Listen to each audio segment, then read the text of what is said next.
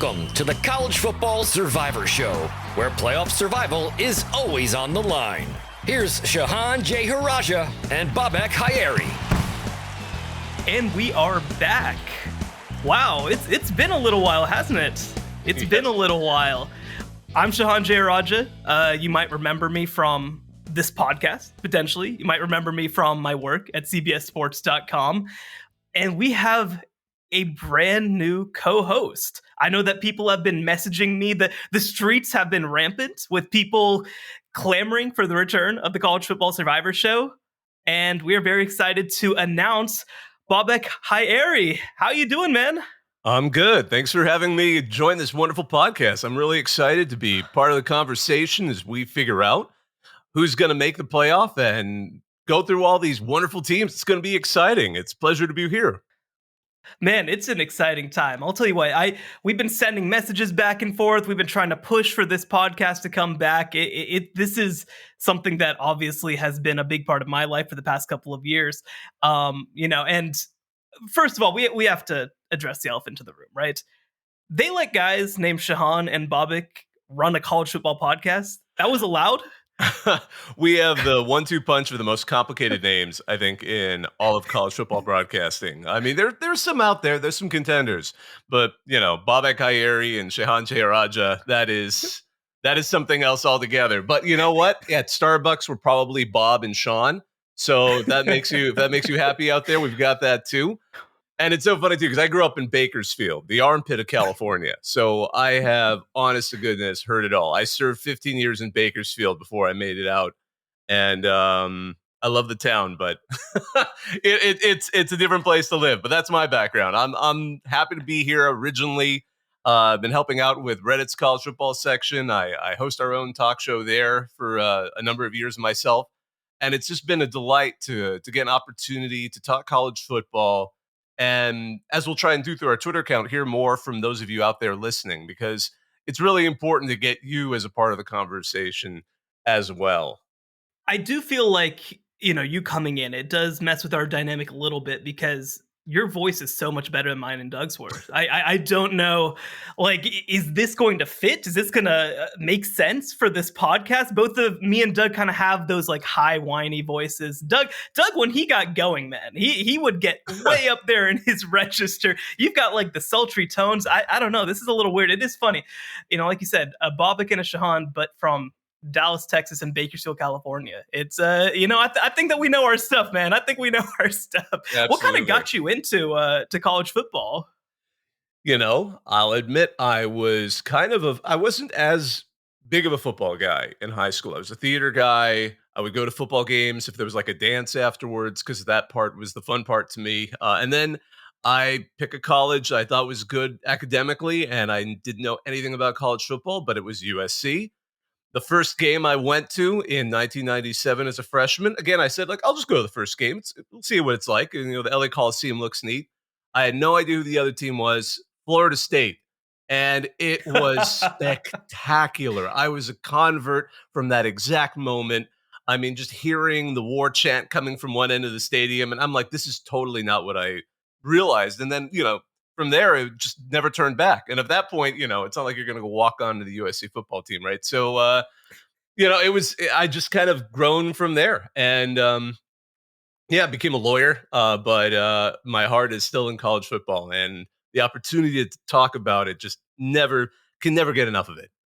Yeah, it's something else. I had a similar story. People who have listened to this podcast for a while have probably heard multiple times the story. But, I didn't grow up with football either. I went to Baylor, and it turns out I was there a pretty good time. Right off of Robert Griffin III's Heisman Trophy. My second year there, my first year covering the team, they win the Big 12.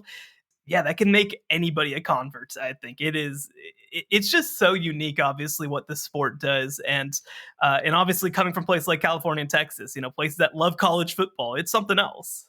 Absolutely. And, now I joke, I went to USC when they were actually terrible.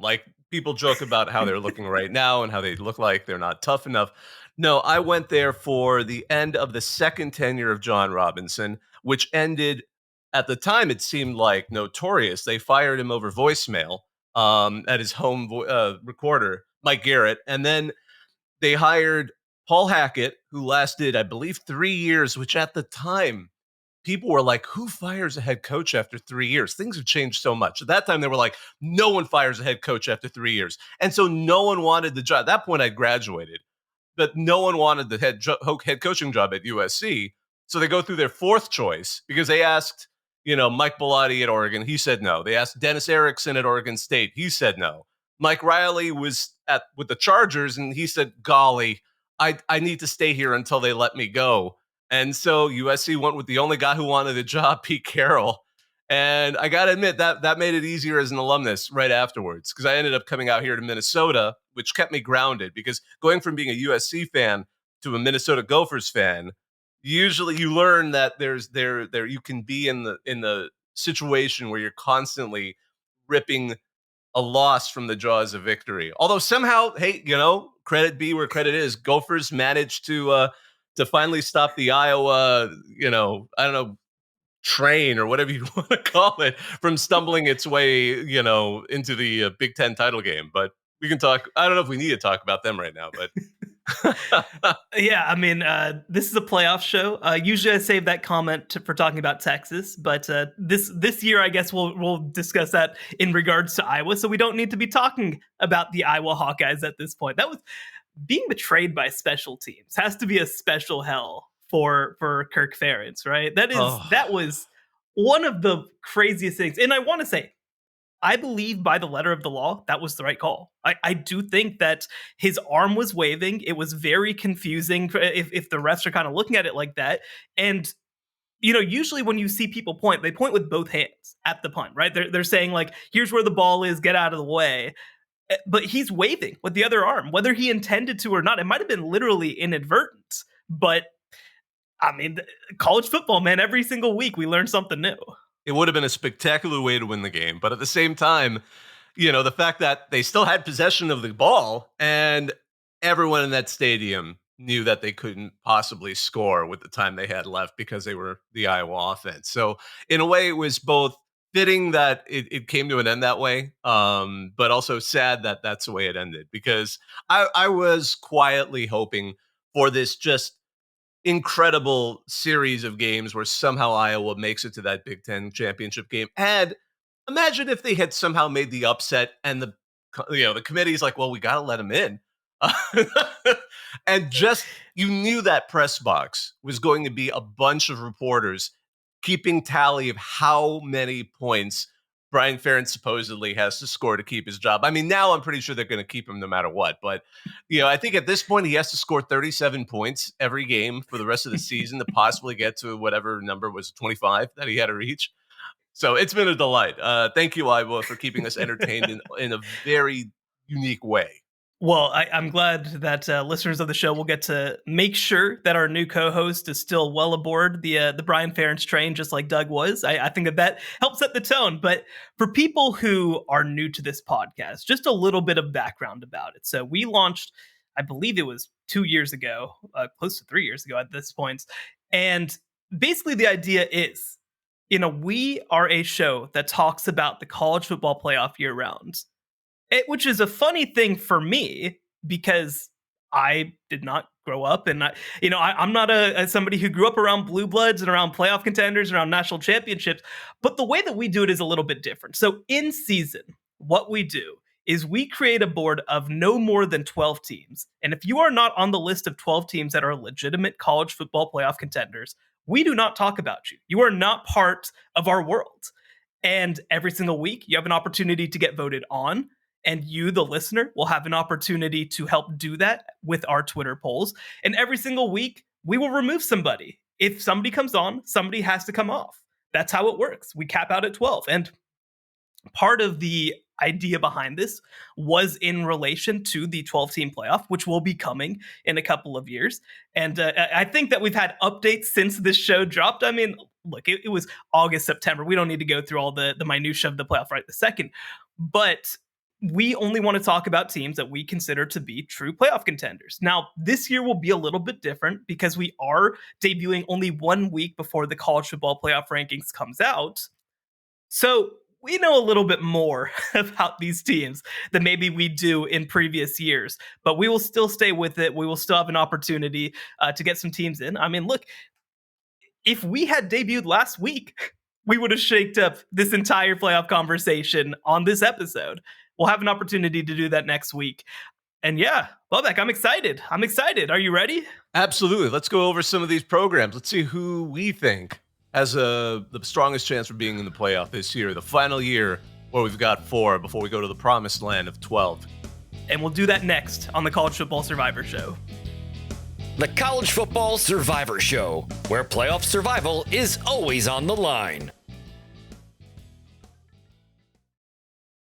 All right, Bobak, here's how we're going to do this, all right? Mm-hmm. We are going to jump in, and we're going to go back and forth. I'll let you go first. You're the new guy. We'll let you go first. And we're just going to go team by team. And we're going to get to about 6 or 8 of the teams that we feel like are no-brainers. So you pick first. We'll go back and forth. If we are not unanimous, if there is any question that this team belongs as a college football playoff contender, we each have the right to veto, and we can push it to the Wednesday show where we'll have an opportunity to discuss. We'll put it to a vote on the Twitter accounts, and 2 out of 3 gets you onto the board, whether or not the other person agrees with you. So let's go ahead and get started. Bobak, where do you go first? All right. My first team is the one that I think is probably the easiest choice to be in the playoff right now, and that's Michigan, because they've beaten the teams the way they're supposed to. I know they haven't had the challenges that their rival Ohio State has against Notre Dame and Penn State, but they have done everything they're supposed to. That defense is just not letting up. There was a Rutgers fan last year who wrote something that has forever stuck in my head about what Michigan was last year and seems even more so this year. Watching Michigan is like watching a psychopath drown a ferret in a bathtub.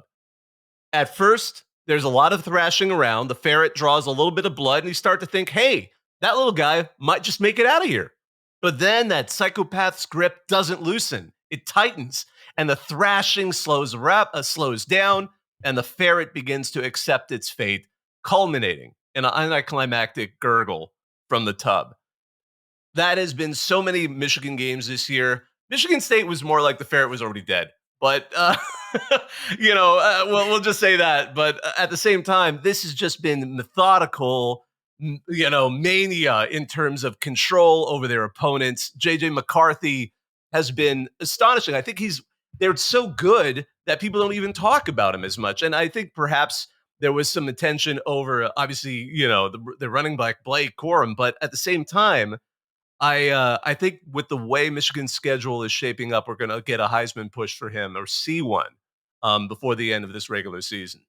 No, it's really unfortunate that obviously they canceled their 2-game series against UCLA, because they deserve a showcase game. They have been the most consistent team in the country this year. I think that is unimpeachable. They have been. Obviously some questions about who they're doing it against, but like 49-0, 52-7, 52-10, these are real scores. And I think that, their game against Minnesota ages just a little bit better with what Minnesota did against Iowa this past week. And obviously they beat them to a pulp. Like you said, I've heard the comparison. I love that comparison of drowning a ferret. I've heard the boa constrictor, obviously that Harbaugh boa constrictor that they had on Fox. I've heard crock potting. That's I think been a good way to describe what they do. And look, next week they get Purdue. It's really in 2 weeks where we're going to get to finally see maybe what they're made of. They go on the road to Penn State. But clearly, this is, like you said, a no-brainer. Maybe the most no-brainer team in the college football playoff conversation on this entire program. The Michigan Wolverines, you are in. Congratulations. Let's go to number 2. I'm going to go with the team that, heading into last week on my CBS 133 ballot, I voted number 1. And I kept them there last week, but they really tried to blow it, man. They really tried to blow it. But I'm going to go with the Washington Huskies. The Washington Huskies, one of the most explosive offenses in the country. Heading into last week, the number one passing offense in the country, top 3 scoring offense, top 3 total offense. Again, they tried to blow it real bad against Arizona State, only winning 15-7, only scoring a touchdown on a pick 6. But it all counts The games all count. It is a win. They are 7-0. And to me, they have one of the most impressive wins in the country this year. They go and they beat Oregon. Obviously, they get the benefit of a missed field goal late, but that comeback by Michael Penix Jr., that throw on the touchdown was crazy, crazy. One of the best throws that we've seen in college football this year. To me, I mean, JJ McCarthy and Michael Penix Jr. are probably the two leaders right now in the Heisman conversation. I think my question with McCarthy, not to get sidetracked, is like, is he going to be able to have his Heisman moment? I mean, it has to come against Ohio State if it's going to happen. But Washington has been incredible this year. They're the only undefeated remaining in the Pac-12, so their pathway is there. They have some big games remaining at USC versus Utah, at Oregon State versus Washington State. And if they're able to get through and be a 12-1 team, I think they're absolutely a team that belongs in the college football playoff. Yeah, I think Washington, I think you have to take a bit of a, every team has a down day, and how do they respond to it? And Except Michigan. yeah, except Michigan. So far. But all I have to say is Arizona State is a little underrated right now for a one-win team. I mean, everyone's like, oh, they're terrible. That's Jalen Rashada ended up being, injured, all of that stuff. But at the same time, Arizona State has taken teams really close. They were shut out by Fresno State. And then after that, they've absolutely put scares in USC. If you see the USC Arizona State score, it looks like USC blew them out. But no, USC did not get into that game until very late. That was the game where we started to notice USC really may not have what it takes, and they don't have what it takes to be a playoff team. They had a close game against Cal. They nearly upset Colorado. And then here they go to Seattle and they nearly do it. So I think Arizona State is going to shock some team down the road. It just wasn't yesterday, or they should say wasn't this weekend. Now, Washington may have benefited from a bit of a holding penalty at one point in that game as well. But that pick six, that was the deciding factor. And I think, you can forgive Michael Penix Jr. for having an off night. It was with 64% completion, 2 interceptions, no touchdowns. The rest of the team, the defense especially, stepped up and kept them in the game. That's something you can't say. You can compare them against USC. When Caleb Williams doesn't have a good day, like at Notre Dame, the whole team collapses. That didn't happen with Washington. And I think that is why they still deserve to be a part of the playoff picture. And certainly they're still the clubhouse leader for the Pac-12. And it's worth noting, I mean, they've lost this game last year. They went on the road against a similarly bad Arizona State team and came away with a loss. So I think being able to survive and advance is an important part of making the college football playoff. And so, Washington, congratulations, you're on the list. All right, Bobak, after Washington, where are we going next? Especially after watching this past weekend, I kind of had to re-rank my own top 25. And I'm going with the two-time returning champs, Georgia Bulldogs. While they haven't looked as strong as in previous years, I think that has given them an unfair critique from some quarters. I think they can certainly step up. They did against Kentucky and absolutely blew them out. Brock Bowers being injured is a huge factor, though. He's been a big part of helping Carson Beck get used to that offense. He obviously won that Auburn game almost single-handedly in the end. I'm interested to see how they're going to do against Florida in the world's largest outdoor cocktail party. I'm very interested to see how Mizzou stacks up against them, because they're another team in my kind of outer edge of who could be a potential contender, as well as Ole Miss.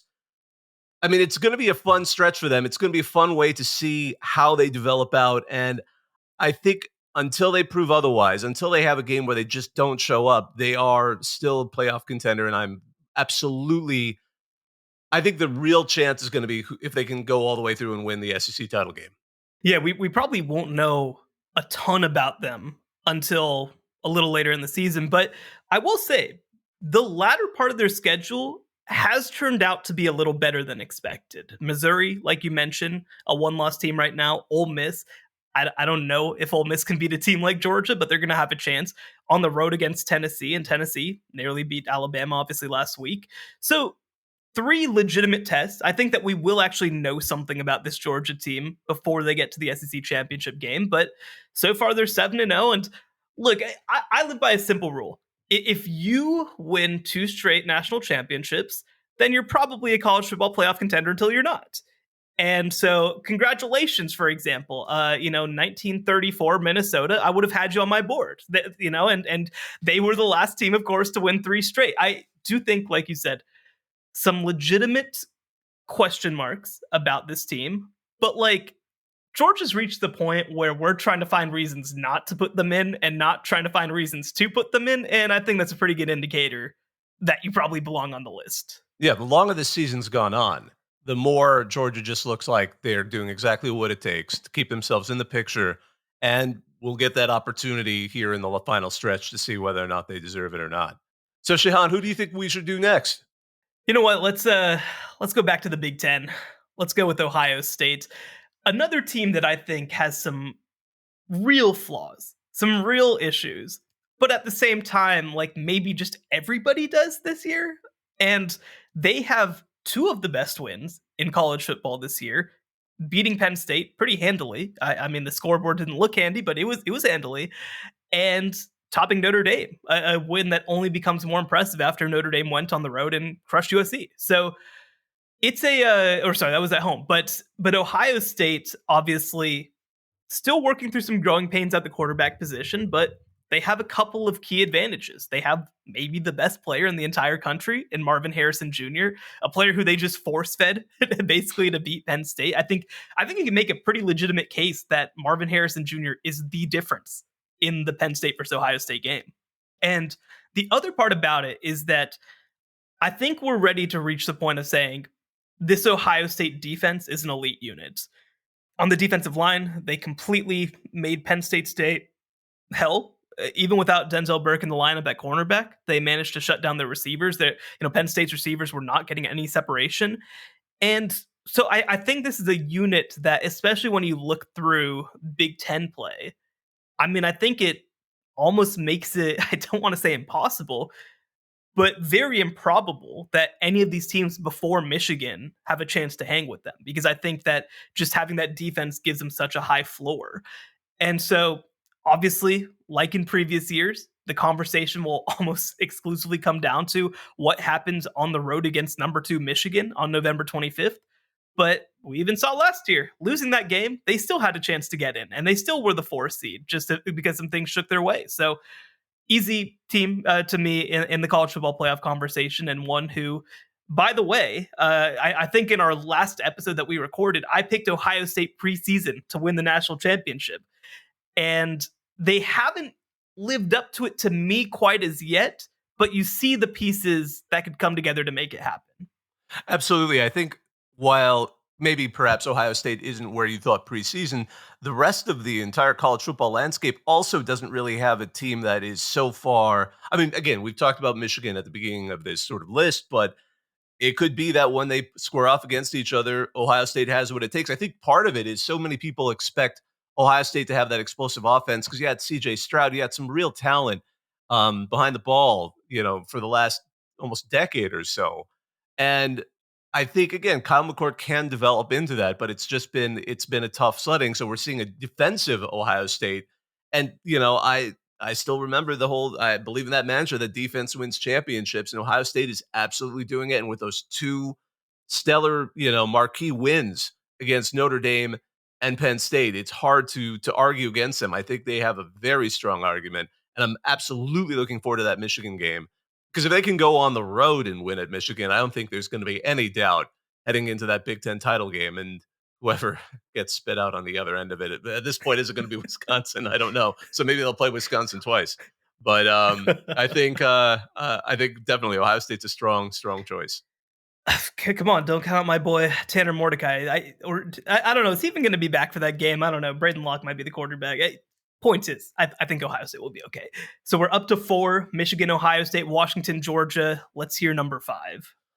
I am going to go with Florida State, because while it feels like one of those teams where they just manage to win games where you're not entirely impressed. They don't ever seem to put together a complete win.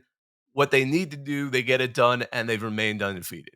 And seeing them defeat Duke, and it's not like Duke is a terrible team this season. I think that's the weird thing. We always have to remind ourselves, no, Duke is actually a solid middle-of-the-pack ACC team this year. Maybe not as good as we were expecting when they upset Clemson at the beginning of the year, but to be able to take Duke out, that's a significant win. And the offensive riches they have with the Seminoles, Jordan Travis is just an absolute phenomenon. I think he's like now their all-time offensive leader in Knowles history. But having Keon Coleman, Johnny Wilson, Jaheim Bell, pardon me, as receivers, and a solid tight end, Trey Benson behind, running the ball, they've been able to absolutely maintain that level that I think is bring a lot of expectations, because watching the Seminoles kind of go through the wilderness for those years was just striking for those of us, again, like me, who grew up in the 90s. My first game I ever went to was watching Florida State, and that was my impression, was these guys are really, really good. And to just see them, I think that it's going to be exciting. I'm not sure where their challenge is going to lie. I mean, Miami is decent enough. They're certainly a little clumsy this year. I mean, you could even argue that they may have had a chance to beat Clemson without even taking them to overtime. But at Wake, at Pitt, at Florida, I mean, that's going to be a good game in and of itself, just because of the rivalry aspect of it and the unpredictability. But that ACC title game, I'm not sure. They seem to almost have, arguably, among the teams we've discussed, the clearest path in terms of challenge. I don't see as many challengers as the previous teams we've mentioned. And for those reasons, and the fact that they just managed to win, the Noles are my choice to be on this list. No, I think it's a great choice. One stat that I saw earlier today is that I believe you look at, let me find the stat. So Florida State has beaten 3 teams to this point that rank in the FPI top 30. And you look at, I believe it's Washington, Texas, Oregon, Alabama, like basically the entire rest of the top 10 basically have 2 combined. So, I mean, they have played probably a slightly better schedule than people think. Obviously beating LSU, like you mentioned, Duke, they're having a great year. Now, look, if Riley Leonard doesn't get hurt, I think this game is a little closer at the end, but it's a 38-20 win over a top 20 opponent. Obviously that Clemson win, they're still top 30 in FPI at this point. And, Miami's going to be an interesting test for them at Florida, but I think, like you said, they probably can sustain a loss, and as long as they win the ACC championship game, which could be against Louisville, could be against North Carolina, could be, against Duke again, they're going to have an opportunity to add another quality win, most likely. And again, in a year where I don't think that there is a hyper elite team, the fact that Florida State's managed to find a way against so many very good opponents is, I think, a great testament to what they can accomplish. So I'm going to move out west now. Actually, I believe to the team, do I have this right, that played, no, that was in 2021. Their bowl opponent in 2021, and that's the Oklahoma Sooners. Oklahoma, a team that I was a little lower on coming into the year, and a team that, again, I still have some questions about. That's going to be a consistent theme with this year in college football.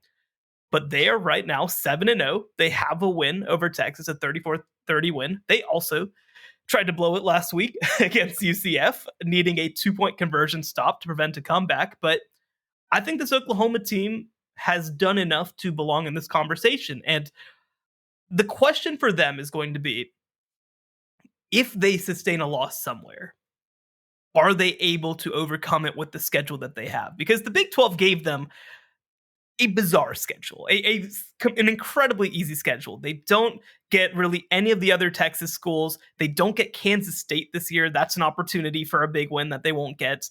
And so, it's at Kansas, at Oklahoma State, which that Bedlam game will have circled on our calendars, versus West Virginia, at BYU versus TCU.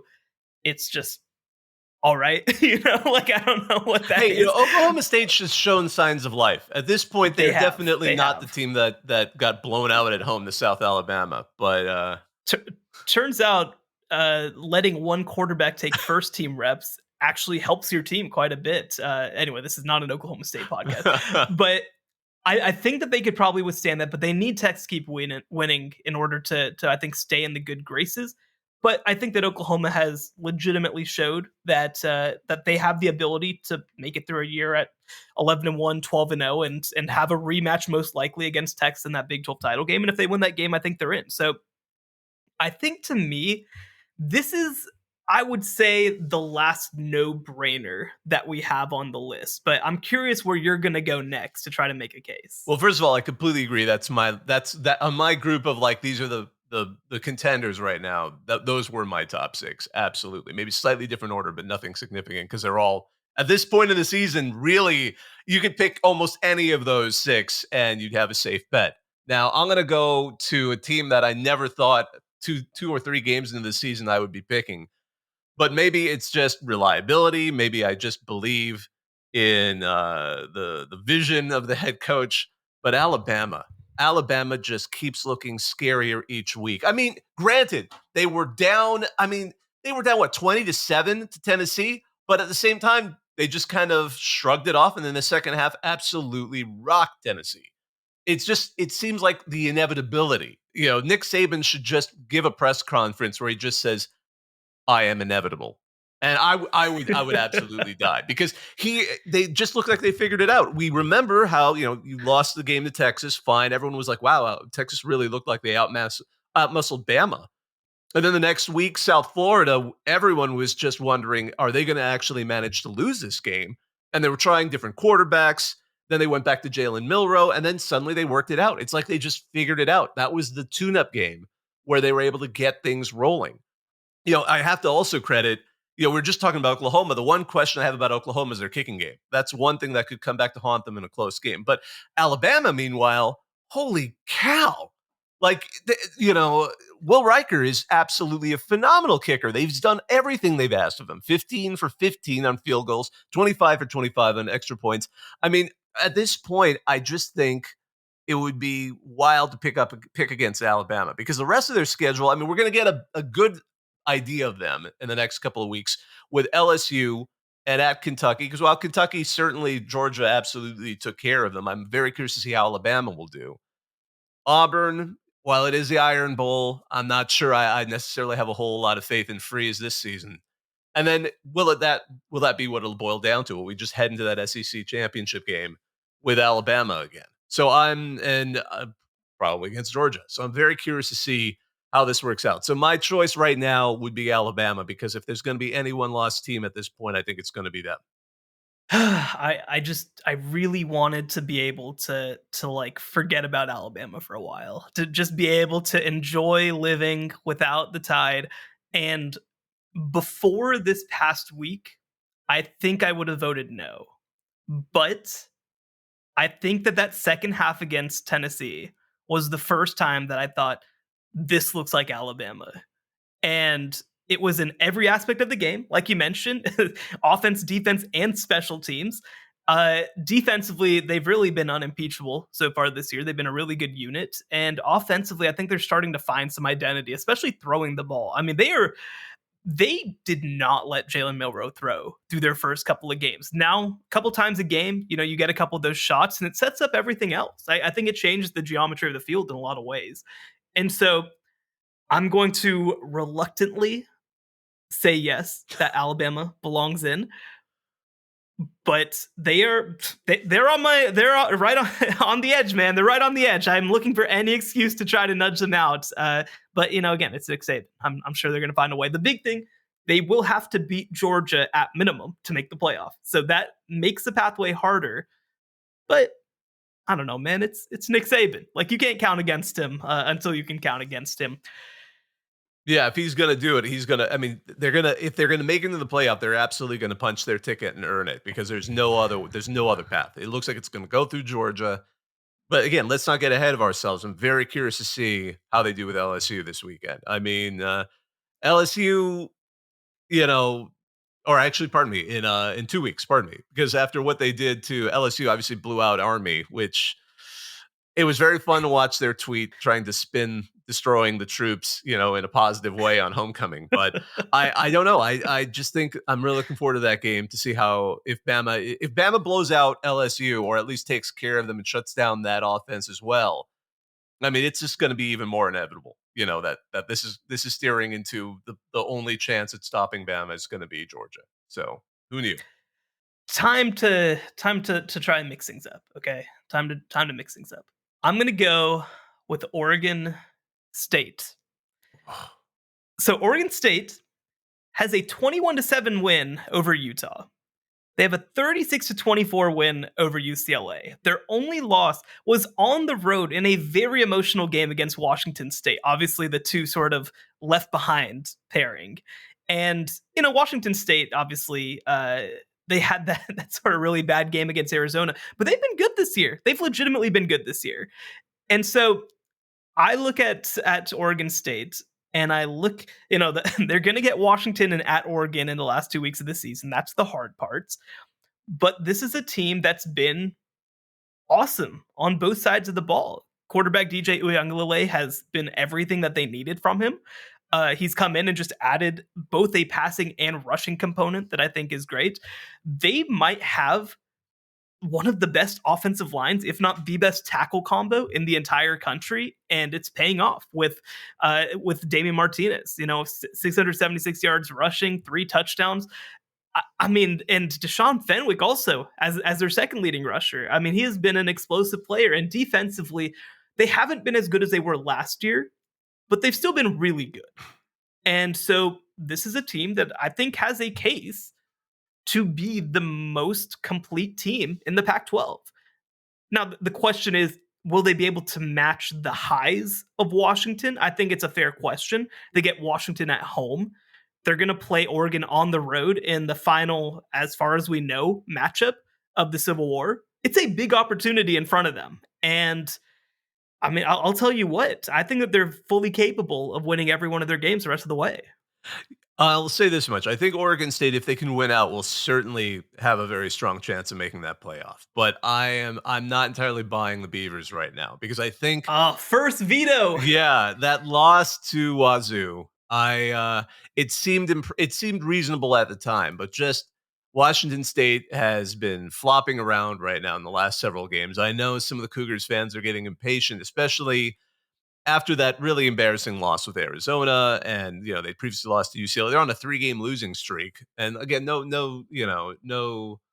I don't want to say it's a moral loss, but moral victory in that loss to Oregon. But I think the Wazoo loss stings more as each week goes on, and I think my problem with Oregon State is they just really haven't played, other than that Utah, and Utah again. We just now officially found out Cam Rising is not coming back this season at all. So it's still not the full Utah effect. Yeah, okay, Utah just went and beat USC, but when have they not at this point?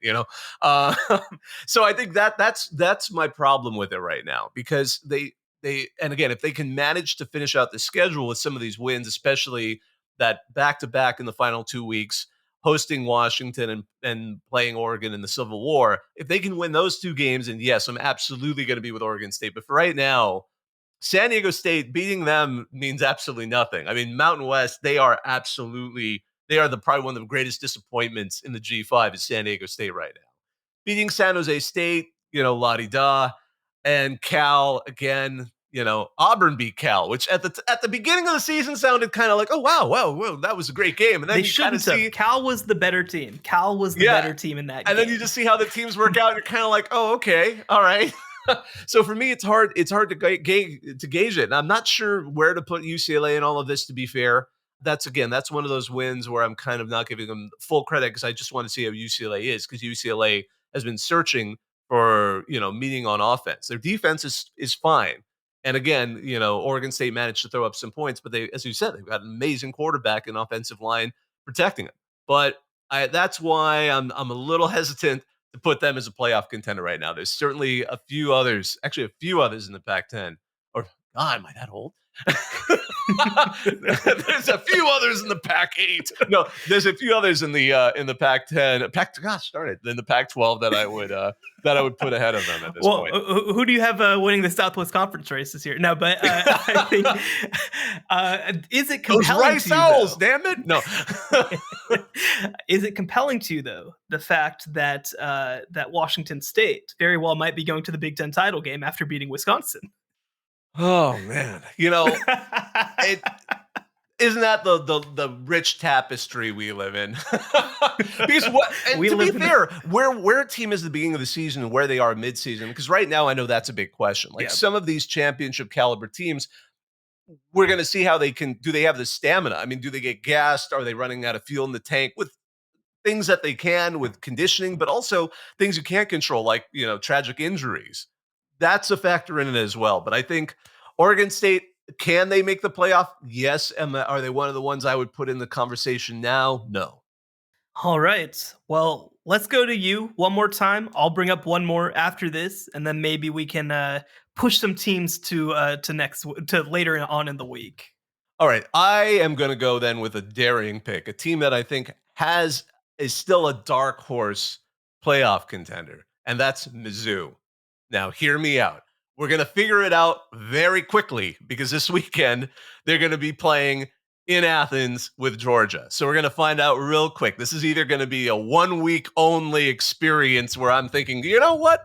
Don't count them out completely. And then they get absolutely clobbered. Or maybe they lose a close one and we just think like, okay, New Year's Six team, not playoff team potentially here.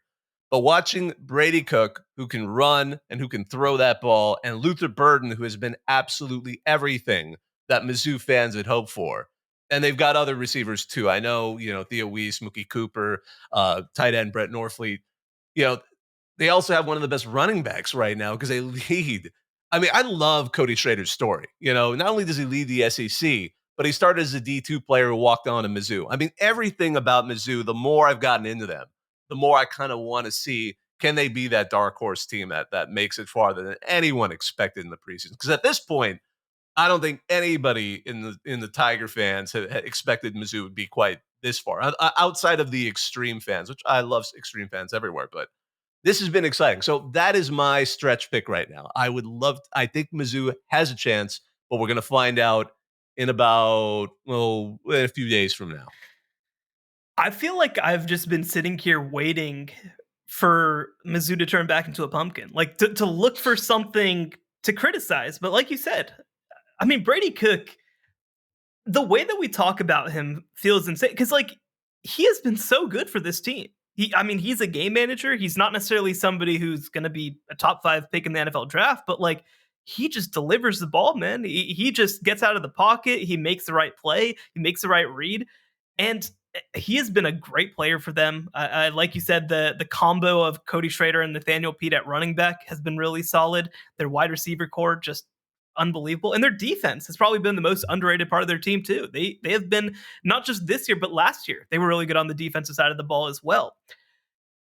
The issue to me, and the reason I'm going to veto this, is I just look at those next 2 games at Georgia versus Tennessee, and after the way that they lost to LSU at home, which isn't a bad loss, like, let's be clear, is not a bad loss. I just don't know if it's a playoff loss, right? I don't know if it's a playoff caliber loss. And we have an opportunity, I guess it's not this week, I guess it's next week, to potentially have a Mizzou conversation after they play Georgia. And maybe, because look, we'll vote somebody in next week, and Mizzou has a bye. They're not going to ruin their case this week. So maybe we'll have a conversation to get them in next week. But I just cannot get there right now. And so I'm going to use my first veto of the day. All right. We'll see how they play. And you're right. Pardon me. Not this week. Next weekend. Yes. No, it's weird to look at the schedules, man, and I don't even know what day it is. Like, again, we've been off of this podcast for like 3 months at this point. I'm still trying to remember how to talk again. So, eventually we'll get this thing a little bit. We'll get the thing up and rolling. But yeah, and I'm gonna go with maybe the nice thing is that Mizzou isn't playing a midseason G5 or FCS team. That's the confusing thing. I think they're just taking a break rather than playing, I'm not going to name any names, but some of these teams are kind of like, oh, it's the classic SEC SoCon challenge that comes midseason. I mean, LSU played Army last week, which that's a weird one to me because, one, on October 21st is a bizarre thing, but two, why would your midseason cool-off game be against an option team? That doesn't sound fun whatsoever for anybody. But, they made it fun, though. They made it fun for their home fans. That was, woof.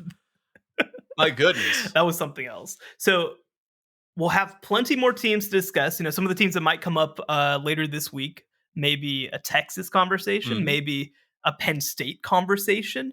maybe a Ole an Miss? Air Force conversation. Yeah, Ole Miss, probably a team that maybe a team that probably should be discussed right now, but we're going to skip them for right now. But I think first, as a no-brainer, we need to put Oregon on the list. And I would consider myself, again, a little more Oregon skeptic than most, but they were a field goal away from beating Washington. They obviously have handled their business outside of that. And if Oregon State doesn't have the most complete team in the Pac-12, then it's probably because Oregon does. Obviously, a really, really good running back in Bucky Irving, who I think deserves mention among the nation's best. Their offensive line has hit another level, and you knew they were going to do that with obviously all the Mario Cristobal recruits left on the roster, but it's starting to come together defensively. They play physical, they play aggressive, and obviously Dan Lanning got a lot of a lot of crap for the way that he managed that game against Washington, but I like the fact that Oregon is willing to play with house money and is willing to take chances. And especially for a team that has the defense that they have, I mean, I think it's the right move. I think that you have to play aggressive, and I think that you have to play to win when you have a defense that can bail you out. And so I think that this Oregon team belongs on the list. I didn't even mention Bo Nix, who I think is I think Bo Nix is very good. I do not know about building billboards right in my backyard in Dallas, Texas for his Heisman campaign, or by the way, on my place of employment where I can't go to CBSSports.com without seeing a Bo Nix ad on the top of my site. But I do think that he has been very good. He has been more than good enough to win. And with what they have around him, I think that this is a team that when you look down the stretch, it's probably going to come down to that game against Oregon State. They definitely have a great schedule for asserting themselves as a potential one-loss playoff team, and I think them and Alabama were my two biggest choices as one-loss teams. If they have a great game this weekend coming up at Utah. That's going to be an exciting one to see, particularly the way Utah is playing right now. What they did against USC was, a hell of a game, hell of an ending. Cal, USC, at Arizona State. None of those three are teams where I'd be expecting them to be a major challenge. USC, okay, I'm going to take that back. USC, who knows? USC right now seems like a team that could just one day have an insane game where suddenly Caleb Williams turns into Caleb Williams and you get some firefight game because the defense certainly isn't going to stop them. But we're going to get a game that suddenly surprises everyone. But at this point, I can't even begin to predict USC. But I think Oregon going through that final stretch will have enough of a challenge to maintain that. If they can win out, they should have a spot at the playoff for sure. I'm absolutely curious to see who they go up against. Are we going to get a rematch in the Pac-12 title game? I'm not sure. And what we saw, against Washington in their first matchup was such a great game that you couldn't necessarily pick who would win the sequel if we get an opportunity to see one. So I'm looking forward to that. I agree. I think Oregon's a great pick. Well, and I think the other part of it too, as a big Washington fan, you're not going to get Husky Stadium whenever you get that rematch if Oregon and Washington play again. That was, I think, a huge part of how the end of that game went. So, look, I mean, here's the reality. We've got some really good teams coming in from the Pac-12. Again, more that we might be able to discuss on the later week show, which we will have, I believe, coming out Thursday this week. But it's going to be a heck of a ride. And the other part of it, too, is when you look at the Pac-12 schedules, all of these teams are playing each other down the stretch. They really backloaded the schedule, and I think it's paid off in a great way as a whole bunch of teams are going to have an opportunity to make their playoff case. So right now, here's who we have on the list: Michigan, Washington, Georgia, Ohio State, Florida State, Oklahoma, Alabama, and Oregon. So we have 8. We have up to 4 spots, no more. We don't have to put 4 in, but we do have 4 spots available. So here's what we're going to do. All right, on Thursday's show, we're going to go through and we are going to take these teams that we mentioned, the Texas, the Penn State, and we're going to put them to a vote on our Twitter account, CFB Survivor Show. Make sure and follow that. Twitter X, I don't know, whatever we're calling it these days. And here's what's going to happen.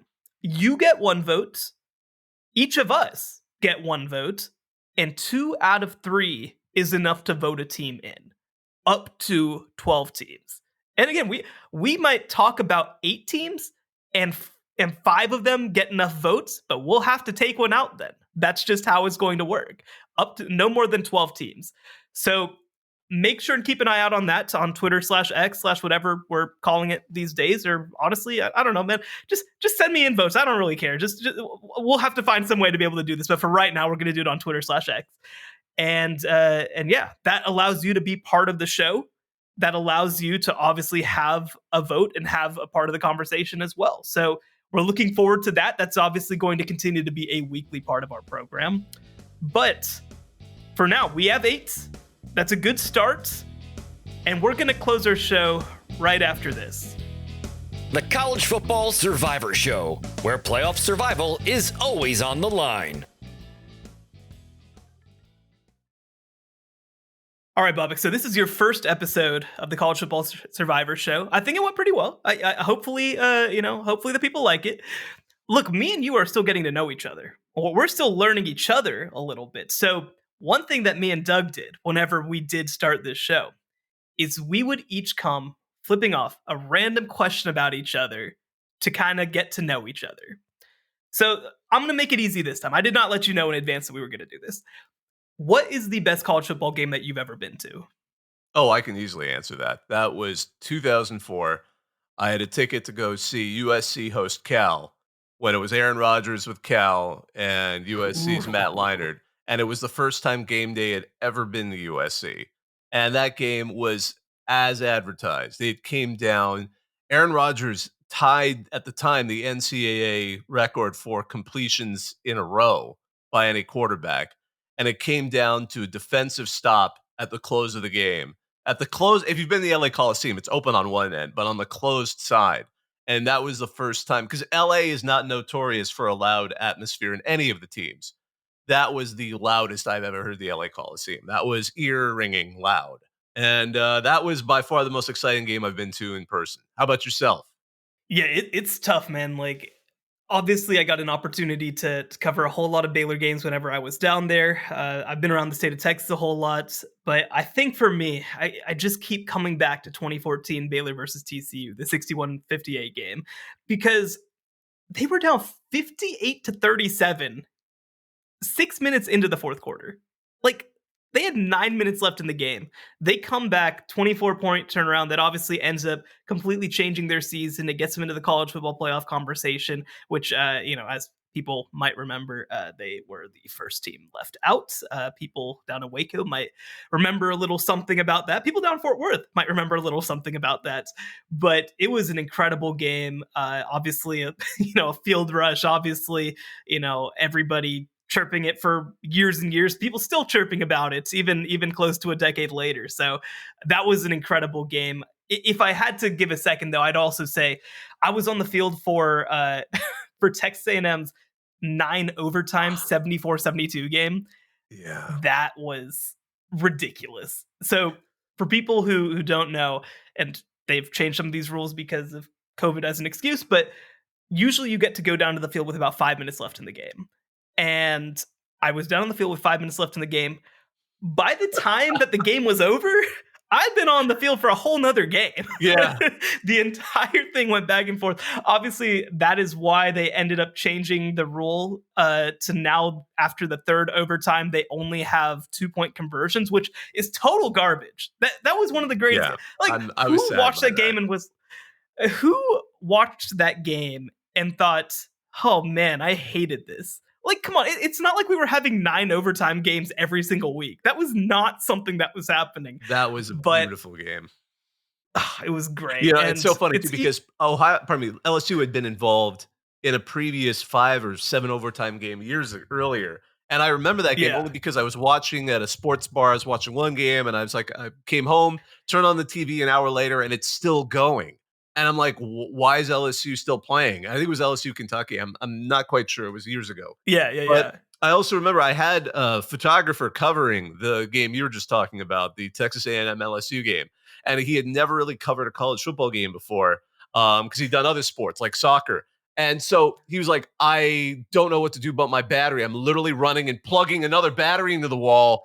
He was just swapping batteries every possession because no one expects that you're going to need battery life for that extra time, which is such a logistical quirk I never would have expected, especially, on the media side of her Photogs. But man, that game was fun to watch on TV, fun for everyone involved. Somebody had to lose, but dang, that everyone won in the long term on that game. Well, and it's funny too, because that was like before the Joe Burrow thing happened. And so you're just like, yeah, man, they're just like using Joe Burrow like he's Colin Klein out there, like just like using him as a battering ram. It was so crazy in hindsight that was Joe Burrow who they had out there, and Texas A&M found a way to win. And man, that was a time. That was a time. But yeah, so that's our favorite college football games that we've ever seen in person. So Bobak, next week it's your responsibility to come prepared with a question to close the show. But this was fun. I think we should keep doing this. I think we should keep doing this. What do you think? I think so. This is real fun. Thank everyone for listening to us and hearing us kind of feel it out as we get smoother as these progress. But this was really interesting. It's fun to talk college football, and it's fun to talk with you, Shehan. Yeah, it's been a lot of fun. So thank you, everybody, for joining us. We'll be back again, like we mentioned, hopefully on Thursday with our second show of the week. We'll get you prepared for, what are we at, week 9? I think we're at this season. It's flying by. It is flying by. And then next week, by the way, on October 31st, that's going to be the first rankings reveal of the college football season. After that happens, we will have an episode for you, hopefully the afternoon on Wednesday, to give you a little bit more of an instant react. Obviously, the first rankings, it's always just a little bit different than the ones after that because you get a little bit more context. I always love to talk about the teams that they slot 21 through 25 because they are trying to accomplish something there more often than not. And but I'm excited. This has been a great season, and I'm ready to keep it going. So for Bobak Ha'Eri, I'm Shehan Jeyarajah. Thank you so much for joining us, and that was the College Football Survivor Show. The College Football Survivor Show, where playoff survival is always on the line.